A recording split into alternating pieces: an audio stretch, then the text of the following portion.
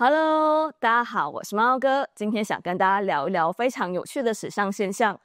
當 Gucci、LV、Chanel 這些頂流奢牌集體陷入業績寒冬的時候，卻有一個品牌呢，靠着一隻隻摸起來非常療癒的小兔兔，賺進了140億的台幣。它就是被網友昵稱為絨毛界 LV 的 Jellycat。10年的營收飆升了64倍，從2013年區區的700萬美元，一路狂飆到2024年的4.49億美元，這可是140億的台幣呀！不靠盲盒的熱潮，不拼名人的代言，甚至沒有花大錢打廣告，卻穩穩佔據了歐美以及中國市場絨毛市場的 C 位。今天這一集，我就要帶大家扒一扒 Jellycat 背後成功的密碼，它有哪些品牌行銷，讓消費者這麼的買單？看看它怎麼從英國的小眾品牌到全球爆紅的賺錢神器。最後，當然我們要一起來 Sydney 的 Jellycat 的店，一起來探店咯，看看 Jellycat 有哪些最新的爆款。首先，我們來聊聊療癒是如何變成新奢侈的。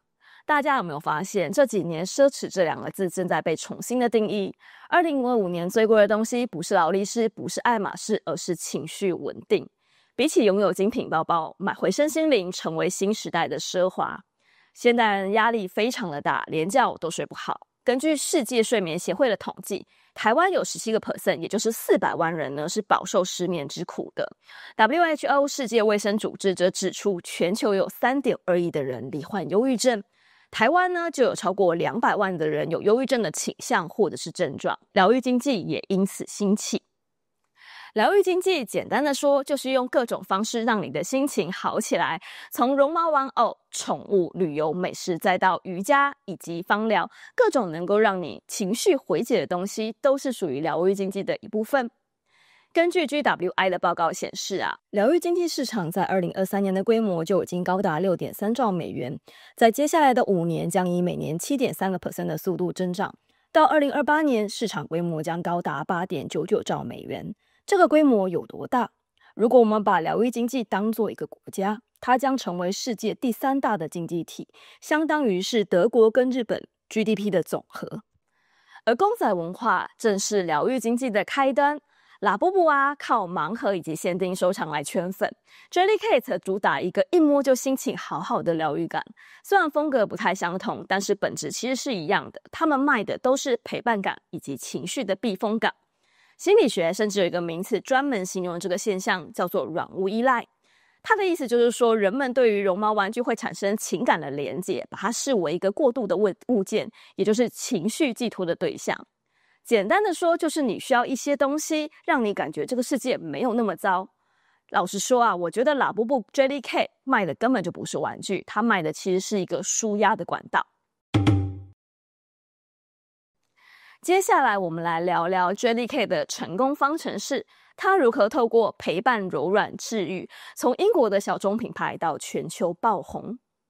來自英國倫敦的 Jellycat 1999年由 Thomas Gattaker 跟 William Gattaker 兩兄弟共同創立。品牌的名稱 Jellycat 也非常的有愛，它是來自創辦人兒子最愛的2個東西 Jelly 果凍 Cat 貓咪。當初呢，他們其實想要做給嬰兒的安撫玩具，但沒想到連大人也徹底的淪陷。原因其實也非常的簡單，就是摸起來真的太軟太治癒了。這2-3年呢 Jellycat 深受許多明星藝人的喜愛， Blackpink 的 Jisoo、子瑜、趙露思紛紛都入坑。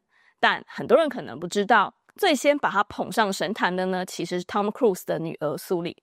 早在10幾年前呢，蘇里還是個小女孩的時候，媒體可是天天拍到她抱着 Jellycat 的小兔兔出門，這也讓這隻兔兔呢第一次在全球爆紅。接下來我們來聊聊 Jellycat 是如何成為焦慮世代的療癒好夥伴。我個人覺得最主要呢就是2招。第一招呢就是從材質打造療癒感。號稱世界上最柔軟的安撫玩具，真的是非常的柔軟，一摸呢就會上癮。我自己的入坑呢，就是因為摸起來太舒服。我本來呢，其實是要買給朋友小孩的一個玩具，但到最後呢，我買給了自己，就是摸起来真的是非常療癒，很舒服。那第2個呢，是它會賦予玩偶生命。在 Jellycat 的世界觀裡面每個絨毛玩具都是一個生命體。品牌呢將玩偶擬人化，每一個玩偶呢都有自己的故事、名字還有性格，從最經典的邦尼兔兔，笑起來憨憨的洛里寶寶，甚至到厭世娃娃，甚至呢 Jellycat 還會幫那些停產的款式取名叫做退休員工，是不是非常的有趣？Jellycat 沒花大錢打廣告，但卻創造了接近 4.5 億美元，大概140億的年營收。接下來我們就來拆解它的營銷神技。第一招呢，體驗式的情感行銷跟社區的自來水。Jellycat 最強的不是明星代言人，而是他讓顧客幫他拍廣告。走進 Jellycat 的快閃店啊，你會發現那根本就不是購物，而是一場秀，是一個表演。以巴黎的 Jellycat 甜點店為例啊，每個店員都是法式甜點主廚，他會幫你點餐，一邊唱歌一邊擠上空氣奶油以及撒糖粉。整個過程中儀式感拉滿，但如果你是 I 人，我覺得尷尬應該也會拉滿。但必須要說啊，影片拍起來就是非常的有看頭，大家會瘋狂的拍照發限動。Jellycat 可是 Instagram、小紅書、TikTok 的常客，品牌1毛錢都不用花，流量就會自己的長出來。第二招，顏值行銷。我必須要說啊 ，Jellycat 是非常懂美貌經濟學的，顏值就是最強的行銷力。Jellycat 的店員啊，可不是隨便選的，品牌會刻意去招募年輕、混血、高顏值的帥哥美女店員，可以讓他們在社群媒體成為話題的焦點，吸引消費者真的掏錢買單。第三招，捆綁節日，創造儀式感以及吸血感。Jellycat 啊，真的超懂人性的，它每逢節日就會推出限量款，聖誕節、情人節、復活節、週年慶系列發售，它還會定期的下架部分的玩偶，透過創造錯過就沒有的這種行銷手法，來強化客戶的購買慾望。好啦，講完 Jellycat 的行銷神操作呢，我想分享一下我從 Jellycat 成功看到的3件事啊。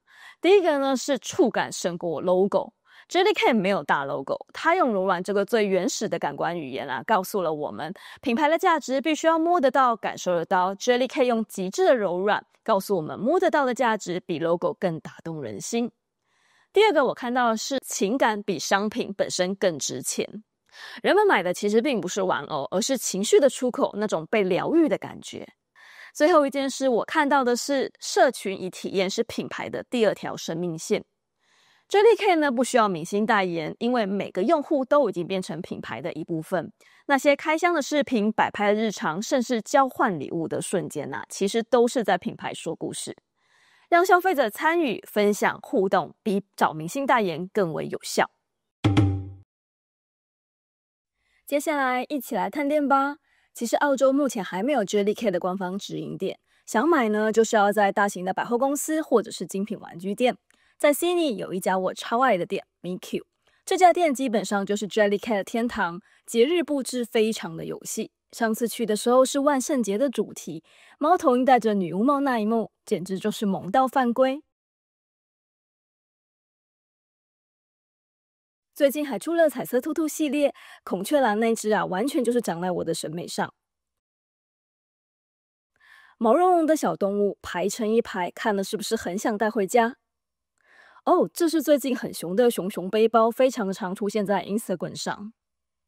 誒，這是小旅鼠嗎？也太可愛了吧！綿羊跟山羊的腳也很有戲。萬聖節限定的骷髏木乃伊，還有假扮蜘蛛精的熊熊。David Jones 澳洲的高端百貨 Jellycat 在玩具區可是常駐嘉賓，款式更新速度很快，偶爾還會遇到巨型的 Jellycat， 本尊超大隻，絕對是拍照打卡的神機道具。好啦，今天的影片就到這邊。如果你也有 Jellycat 的收藏，留言告訴我你的心頭好是哪一隻。當然，也非常謝謝你們看到現在，別忘了點讚、訂閱、開啟小鈴鐺。我們下次再見，拜拜。